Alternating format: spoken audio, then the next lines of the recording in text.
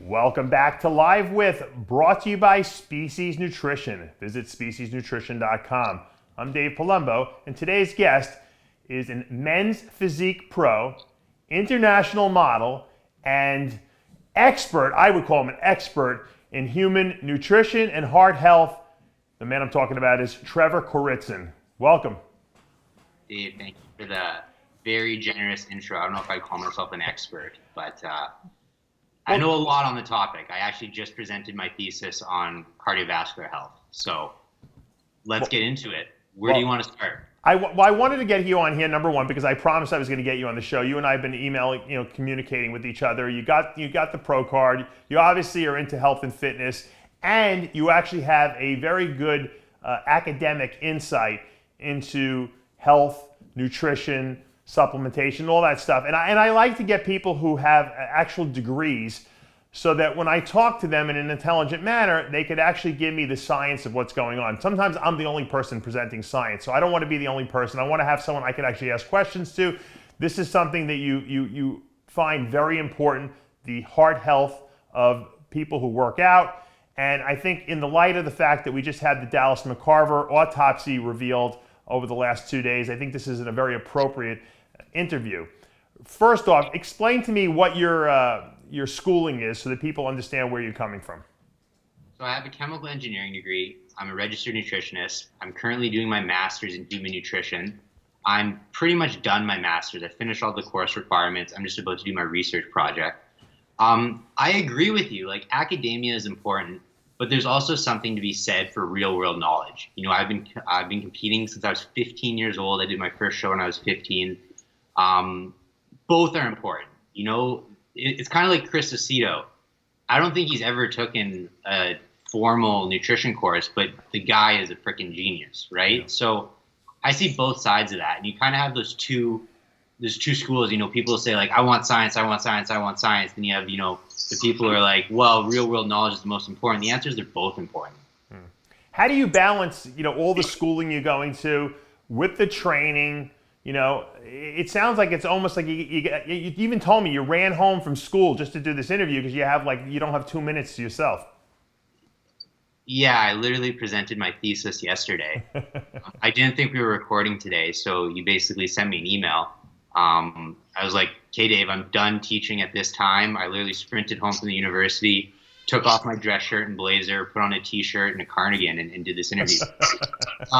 My answer to that is I never turned down an opportunity. I'm very blessed to have so many opportunities, and I just try to make the most of every day. We're all given 24 hours, capitalize it. And as much like sleep is important, don't get me wrong. I think all of that, but I think people use it as an excuse. You know what I mean? Like, I've slept maybe 3 or 4 hours this entire week. I'm still kicking. You can see in the video, I got a little bit of bags under my eyes, but it's not like I'm going to drop dead or anything. I think people underestimate what they can achieve because they don't push themselves out of their boundaries. I wish I looked as bad. I wish I looked as good on my best day as you look on your worst day. So take that as a compliment. Let's talk about heart health, okay? As we know from the autopsy, Dallas McCarver seems to have passed by having a heart attack. He had almost a complete blockage in his the descending coronary artery that supplies the blood to the left ventricle there. That seems to be a typical death blow to most people who have that. What would cause something like that to happen in such a young man like him? Okay, so first of all, heart disease and stroke is the #1 killer in North America. Very, very important topic, regardless of if you're using steroids or not. Using steroids, even just, a responsible testosterone replacement therapy dosage, puts you at a significantly elevated risk for developing heart disease and stroke. The problem with using steroids is what they do is they decrease the elasticity of your arteries, right? So the way I try to explain this is your arteries are basically like tubes that the blood flows.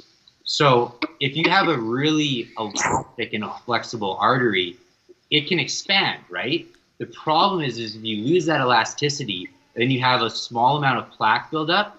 That artery is going to get smaller and smaller and smaller. And then when the blood tries to flow through, more and more pressure generates, and then eventually you have a heart attack. So that's basically what happened to Dallas. We'll get through other things that will, reduce your artery elasticity later on in the show. But basically that's what happened. Is it's kind of like you got this tube, and if it's not elastic and you got a buildup of plaque, the tube gets smaller and smaller and smaller. And then when blood tries to go through it, pressure builds up, and then eventually you have a heart attack. Well, you have a heart attack because the blood flow is not getting to where it's supposed to be, which is to the heart muscle. But let me ask you this. In a 26-year-old guy, you don't usually see a 90% occlusion of a coronary artery like that. Is that a genetic? I likened it to a genetic, stroke of bad luck, essentially. I would not actually say it's genetics. So the problem is, right now, the main testing method we're using for heart disease and stroke risk factors are things like blood work, like your cholesterol levels. Right. You can also test, your endothelial function, inflammation markers, things like that. The problem is that the early stage of heart disease is atherosclerosis, right? A buildup of plaque in your arteries. Those tests don't test for that. Now, there is a new machine that's becoming popular. The problem, as you know, with doctors is they're very, very old school. Like something new to the market, doctors won't start using it for 20 to 30 years after that. Right. So there's a new thing. It's called a Meridian DPA machine, digital pulse wave analysis. What that does is it can actually test the elasticity of your arteries. And the scary thing is, Dave, is that it basically it generates a really, really nice readout, and it'll tell you the arterial age of your arteries. I have tested some of my clients who, are in their early 20s, who, started steroids very, very young, eat way too much red meat, don't do cardio. They do all of the things that we know increase your risk of cardiovascular disease. They have the arteries of an 80-year-old man. Wow. What do you do when that happens? I mean, is there any way to reverse that? You can reverse it. There are supplements that will help. There are lifestyle changes that will help, but it takes time. You can remove plaque from your arteries. People think that once the plaque's there, it's there. It's not. Plaque is kind of like body fat. You can remove it. It's not easy and it's going to take time. It's kind of like stubborn body fat around like your midsection. Right. It can't it's going to be it's going to be an effort, and it's going to take a lot of effort on your part, but you can remove that plaque. But it's terrifying, Dave, and the thing is we've tested 80-year-olds who, have followed a healthy diet their whole life. Yeah. They're healthier than some 20-year-olds we've tested. Well, don't you think there's a genetic component to that? Because, I mean, a 26-year-old guy with a 90% occlusion, and then you have other guys that are, fat slobs their whole life. They're 350 pounds of just blubber, and they have clean coronary arteries. So there has to be a genetic predisposition. Well, Dave, there's a genetic, you know as well as I do, especially bodybuilding, there's a genetic component to anything. I mean, like, look at Ronnie Coleman. The guy had 8 kids. Right. That's a genetic freak. That shouldn't happen, right? So, yes, there is a genetic component. Age is a big one. As you get older, your risk for cardiovascular disease increases. Sex, men, for whatever reason, are more likely to develop cardiovascular disease. And what's really interesting, and I've been trying to find a scientific answer for this, but if you're First Nation, so if you're Métis, you have a significantly elevated risk of cardiovascular disease. Interesting. I don't know why, but right. Interesting though, hey? Well, I hear that people who bald more easily have a higher risk of cardiovascular disease too, right? I'd never read that. I've read that statistic. Yeah, I read that statistic that the men who are prematurely bald have a higher incidence. I don't know why, but all right. Let's get back to the problem at hand. Bodybuilders are going to eat a lot of food. Okay, they're going to lift a lot of heavy weights. They're going to take steroids. How do we keep this population of people healthy? Because not all bodybuilders have blockages of their arteries. Okay. Not all big bodybuilders have all the same side effects. So it seems to be, like they said, there is a genetic component, but what do we do, number one, to diagnose these things before we have a fatality like happened with Dallas? And number two, are there precautions that people could take to prevent this from happening? Okay, great question. So first off, some of the main things that increase your risk factor for cardiovascular disease, lots of red meat. I know bodybuilders love red meat. I know red meat is awesome in the off season when you're trying to gain muscle. Really try to limit your consumption of it. And if you are going to eat red meat, try to eat as low fat red meat as possible. Try to make it grass fed because it has a much better organic, a much better fatty acid profile. It's higher in omega 3s, lower in omega 6s. Cardio is another great thing you can do to prevent cardiovascular disease. Cardio, it increases the elasticity of your arteries. When I say cardio, I mean cardio that actually gets your heart rate up. Walking on the treadmill for 20 minutes, that isn't going to do anything. You want to be on the stepper. You want to be doing it. Hit it hard, 20 to 30 minutes, 2 to 3 times per week. Really, you want to get that heart rate up. You want to be like literally gasping for air after. That's one of the best things you can do. Mm-hmm. I know big guys, they're scared about burning calories. 20 to 30 minutes of cardio for a big guy is only going to burn like 400 or 500 calories. You can slam, a whey isolate and Vitargo shake after your cardio session and get that right back in you. Those are two main things. Get blood work done frequently. Check your cholesterol. Check your endothelial and inflammation biomarkers. If you have high cholesterol, get on a cholesterol medication. If you have high blood pressure, get on a high blood pressure medication. One of my best friends is a medical doctor. A lot of people think that if they start using a cholesterol drug, they have to use it for the rest of their life. That's not true. So steroids are known to negatively impact your cholesterol levels. So if you're halfway through your cycle, you get blood work done, especially if you're using something like Tren, and your HDL is like 0, get on a cholesterol medication, and then supplements. Supplements really, really help. This is something I know you preach all the time. Yeah. An omega-3 supplement. It's not expensive. Take it, guys. Like omega-3, I did a major literature review on omega-3s. Omega-3s will improve muscle insulin sensitivity. They'll improve body composition. They'll prevent cardiovascular disease. Everyone should be using an omega-3 supplement, and they're not expensive. I mean, you can even get one at Costco for $20. Yeah, it's. I think it's a host of different factors that you really have to be aware of. But here's the problem. Dallas was essentially walking around as a ticking time bomb. He didn't know it because a stress test is not going to tell you if you have a blockage necessarily, especially if you're in good shape. We know that. Blood work's not going to tell you if you have a blockage. An echocardiogram's not going to tell you if you have a blockage, or an EKG for that matter. The only thing that's going to tell you is something that visualizes the coronary artery vessels. We know now that we have these cardiac CT scanning machines that can visualize these vessels. Have you had any experience with that? And I've been recommending that people spend the money, even though insurance doesn't cover it yet, and pay to see what's going on in there. This way you know if there's a problem or not. That's the best method, 100%. The problem with it is it's very expensive. Yeah. So that Meridian DPA machine I was talking about, that's a brand new machine. It's only been on the market, I think, 8 or 9 years. It is going to revolutionize cardiovascular disease because literally this machine, it's about $7,000 to $8,000. It's not expensive. If you Google Meridian DPA practitioner and then where you're located, you can find someone. They'll do the test for you for $100, and it will show if you have any blockage in your arteries. It will show how much plaque buildup you have. Basically, what happens is they put a little tip on your finger. And then basically by the light absorbing properties of hemoglobin, it can tell how your arteries are and if there is a blockage. But how can you tell if there's a blockage in your coronary arteries by testing your finger? It basically shoots light through your finger. It goes through your heart and back. And then basically that's I'm trying to explain it in layman's terms.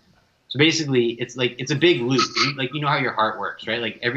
Blood basically goes to your heart, unoxygenated blood goes to your heart, gets oxygenated, goes throughout your body, and then, does its mechanism of action and goes back to your heart, right? Sure. It basically does that from your finger, and then it can see how much of a blockage it has on the way back. Wow, does that make sense? Sounds pretty high tech, yeah. I mean, if it's accurate, I mean, because the problem is it's not going to tell you where the blockage is. I'm assuming. So I mean, it's not that good. It won't specifically basically this would be kind of like a pre-screening method. Got you. This is the first step. If you have a problem, then Yeah, you go to the yeah. next step, which would be the cardiac CT. What you would do is you would get this done maybe once a year. Right. And then you can see how everyone has some blockage, right? Like even if Sure. you're the healthiest person in the world, you're gonna have some plaque in your arteries. That's life. But it will tell you the extent of the blockage, and it'll tell you the age of your arteries. And it'll basically, it does like such a nice printout, and it'll basically show you where your value is, normal values are. It'll show you where, high risk values are, extreme high risk values are. So basically you get this done once a year. And then if you say, okay, I'm still in the normal range, I'm good. Then, like let's say next year you get it done and you notice that you went from the normal range to the at-risk range, then you would want to do further testing to see where this plaque buildup is, if there's a possible blockage that could happen. But it's a really good pre-screening test. I mean, the machine's only $7,000 to $8,000. So, I mean, you could even buy one yourself, or you could get the test done. It's about $100 and it literally takes 3 minutes. Wow, that's cool. Maybe I'll buy one and start screening people right here in Cape Coral, Florida. People can come down and I'll screen you guys for heart disease. These life extension clinics that are out there, they probably should get one of those machines. It would be a great diagnostic test for people who go into the clinic to get tested. It seems like it takes 2 seconds, huh? It does everything, Dave, too. It also does like your pulse rate, it does your blood pressure. It's going to revolutionize cardiovascular disease testing. I promise you that. In 10 years, it's going to be at every doctor's clinic. Do you think, you're involved in this industry with the heart, diagnostic testing and all this stuff. And do you think in the future we're going to see some kind of, I've heard this, they said this 10 years ago, they would be able to inject something into your blood and little nanoparticles can go in there and they would actually like clean out your blood vessels and eat all the plaque away in the blockages. Do you think we'll ever see something like that? I don't. It sounded too good to me too. The thing about stuff like that is it would have to be selective in its mechanisms, right? It's kind of like if there was a legit myostatin inhibitor, it would cause all your muscles to grow. It would cause your skeletal muscles, like let's say your biceps, but it would also cause your cardiac muscles to grow. So things like your heart would also grow. So if a legit myostatin inhibitor was on the market, it would work, but you would die in 2 years from an enlarged heart. So same thing with that. I mean, like if you're injecting something that's going to break apart plaque molecules, like I don't think it would be selective, and I think it would cause a host of side effects. So the only thing I could see happening is somehow they could have like a tool that could actually go in your arteries and like scrape it out, almost like when you go to the dentist and they like scrape plaque off your teeth. Yeah. But I mean, with how invasive that would be, I think we're talking 30, 40 years. Well, I guess we could all dream and fantasize about stuff like that happening. All right, so let's say that you got this 21-year-old bodybuilder. He's been using steroids, for 3 years. He's eating, 8,000 calories a day. He doesn't do any cardio. He weight trains. He's hypermuscular. What's the first thing that you would suggest that he do, okay, to get health screened, I guess you could say? And how often would you recommend that he do these things that you're saying? Every 6 months. Every 6 months. So you want to go every 6 months, and what are you going to do? Blood work? What kind of workup? EKG, echocardiogram? As much as he can afford, to be honest. Really? Full physical. If basically the first thing I would do is I would say take every supplement that you know to prevent cardiovascular disease. So fish oil is a really big one. Antioxidants, vitamin C, vitamin E. Coenzyme Q10 is a great one. Yeah. If you're going to use coenzyme Q10, though, you have to use the ubiquinol version. Right. That's basically the oxidized version. It's absorbed way better. Ubiquinone, it's pretty much useless. I mean, I've got links to all these studies. Like I sent you my thesis presentation, so you can actually upload that. Feel free to upload it so everyone can actually read these studies if they want. But ubiquinone in humans has such a poor availability, it's useless. Get the ubiquinol. It's like 3 or 4 times more expensive. There's a couple other things you could take. The amino acids, lysine and proline, that's what your body uses to make collagen, and collagen lines your entire cardiovascular system.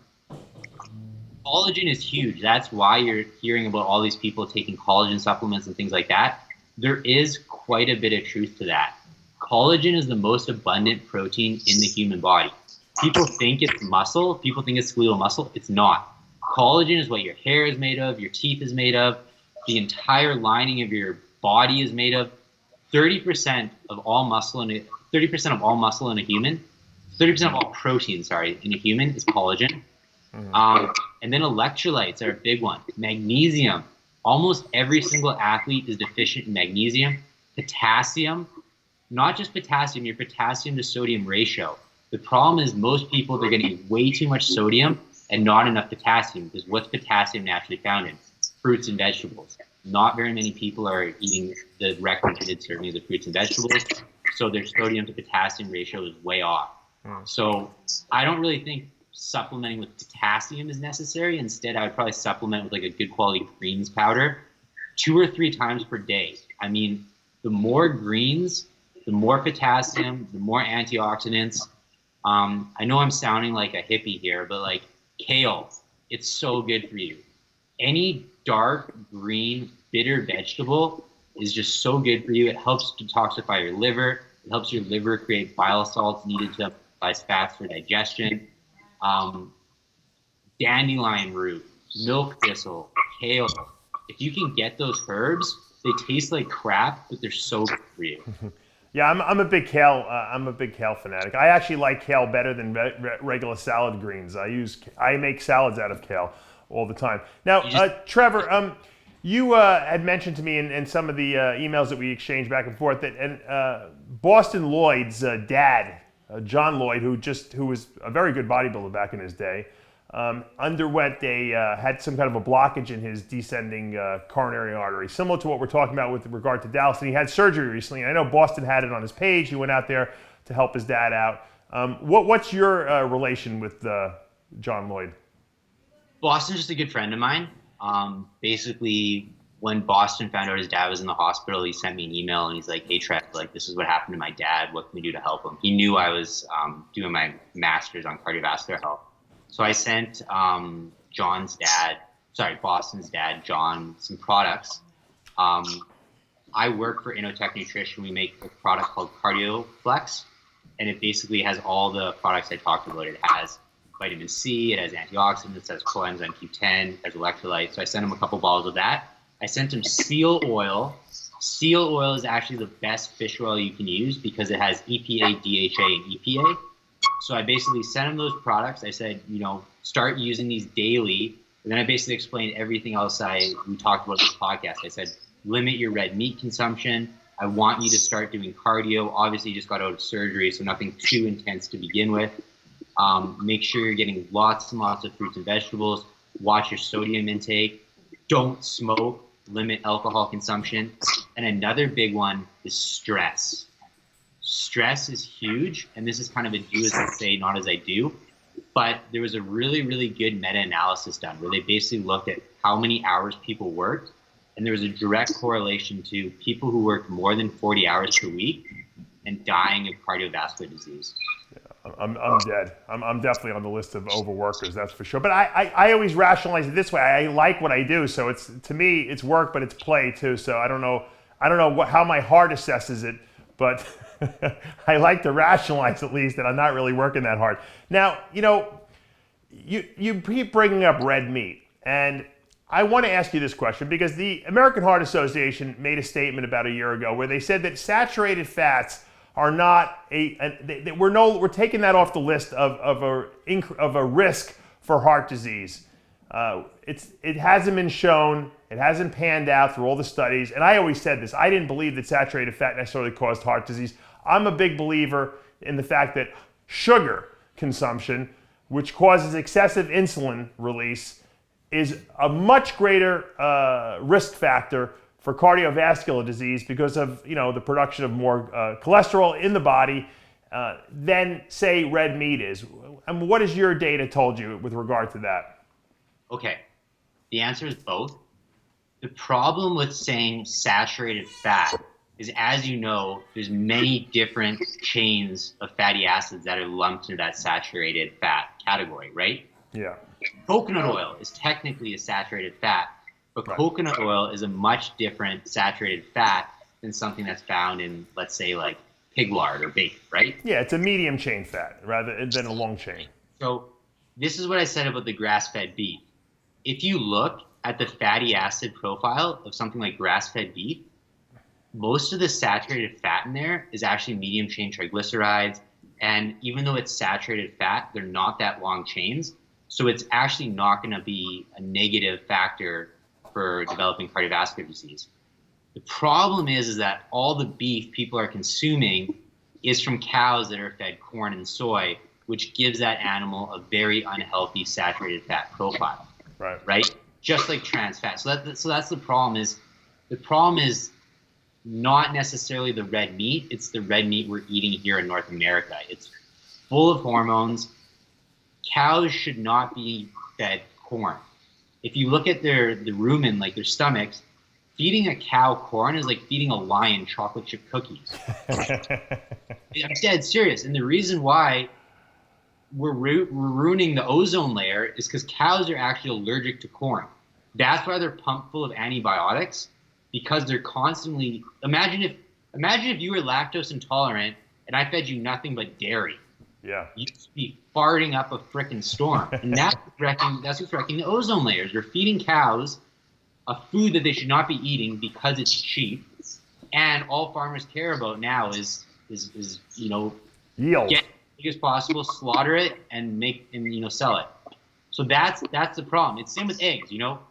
Organic, free range, humane eggs. They're not even the same food as a 99-cent Walmart egg. So saturated fat, as long as you're getting it from a proper natural source, it's not an issue. If you're getting your saturated fat from refined foods, terrible. Even worse than saturated fat is trans fat.